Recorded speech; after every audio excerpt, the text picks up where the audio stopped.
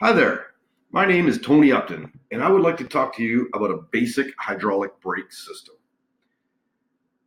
Have you ever wondered what happens when you step on the brake pedal in your car when you're coming to a stop?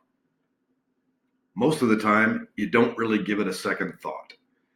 You step on the brake and you just expect the vehicle to slow down and eventually stop.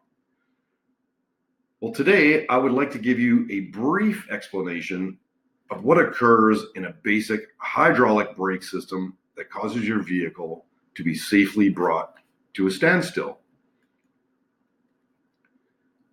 First off, I would like to describe a very simple explanation of Pascal's law.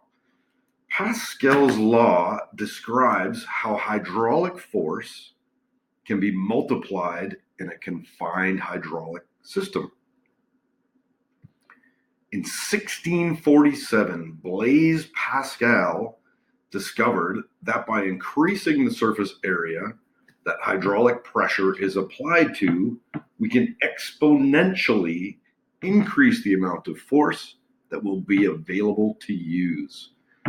The basic formula of Pascal's law is force equals pressure times area.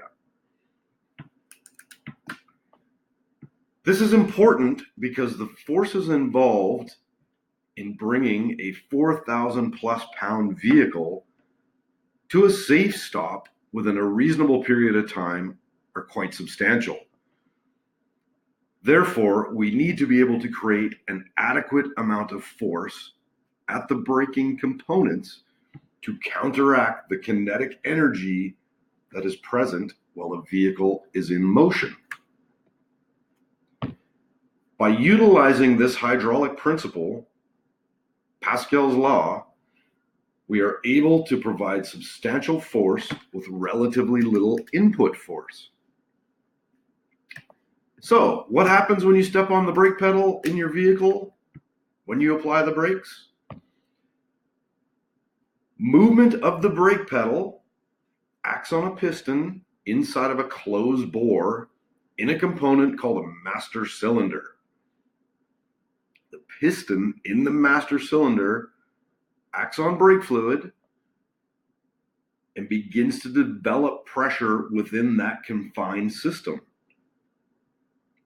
That pressure that is developed within the master cylinder is then forced through a series of steel brake lines, and ultimately that pressure acts on pistons in brake components that multiply the force that is introduced to it. It transfers that force, it is multiplied, it acts on shoes or pads which contact steel brake rotors or drums and ultimately produce friction. That friction is converted into heat, and that heat is dissipated to the atmosphere. The friction created at the brake components is what ultimately slows the vehicle down.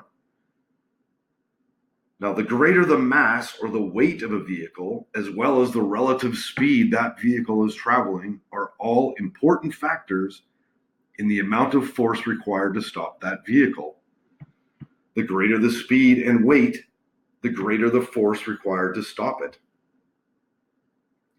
Without that force multiplication developed by the hydraulic system, it would be very difficult for the average person to be able to apply enough force to safely bring a vehicle to a safe stop within a reasonable amount of time.